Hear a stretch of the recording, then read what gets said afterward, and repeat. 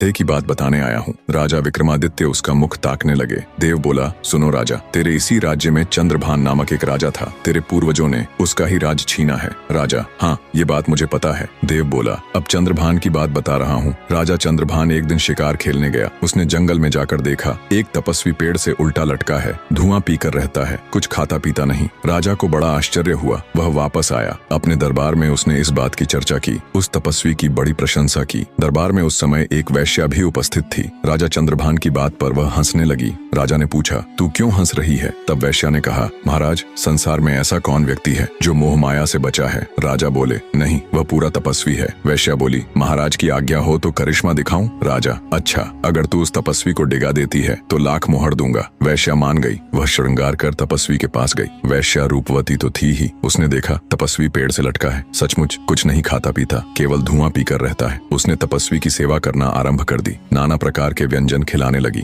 एक दिन तपस्वी ने पूछा, तेरा घर कहाँ है? वैश्या ने कहा, पास में ही रहती हूँ। वैश्या तपस्वी को जंगल में बनी अपनी झोपड़ी में ले गई। तपस्वी तप छोड़कर उसके साथ रहने लगा। कुछ समय बाद दोनों में पति पत्नी का संबंध बन गया। वैश्या से एक बच्चा उत्पन्न हो गया। जब बच्चा 4 माह का हो गया तो वैश्या बोली, तीर्थ यात्रा पर चलिए, कुछ पुण्य कर लेते हैं। तपस्वी मान गया। वह वैश्या के साथ चल पड़ा, लेकिन वैश्या उसे बहाना बनाकर राजा के पास ले आई। तपस्वी ने वैश्या से उत्पन्न पुत्र अपनी गोद में ले रखा था। राजा वैश्या को देखकर चौंक गया। वैश्या मुस्कुरा उठी। तपस्वी को जब असलियत का पता चला तो वह गुस्से से भर गया। उसने वैश्या के उस पुत्र को मार डाला। फिर वह वापस जाकर तंत्र साधना में लग गया। उसने अपनी साधना के द्वारा राजा चंद्रभान का राज्य हाथ से निकल जाने दिया। तुम्हारे पूर्वजों ने उसका अधिकार कर लिया। फिर उसने तंत्र के द्वारा चंद्रभान को मार डाला। उसने एक ही लगन और मुहूर्त में उस 3 योगी उत्पन्न किए। एक ने राजा के घर जन्म लिया, दूसरा देवी के घर और तीसरा कुम्हार के घर। राजा तो आजकल पाताल लोक में राज कर रहा है। कुम्हार के घर जन्मे योगी ने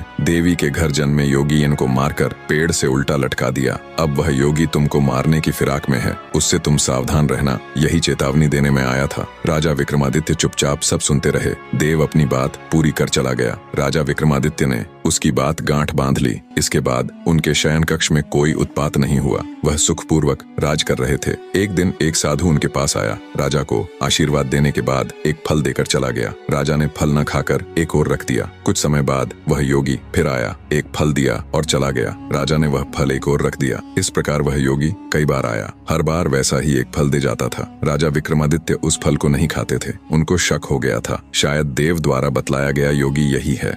राजा विक्रमादित्य ने उत्सुकता के कारण एक दिन फल कटवाया। फल कटते ही एक लाल निकल आया। लाल देखकर राजा हैरान रह गए। उन्होंने और तमाम फल कटवाए। सब में से एक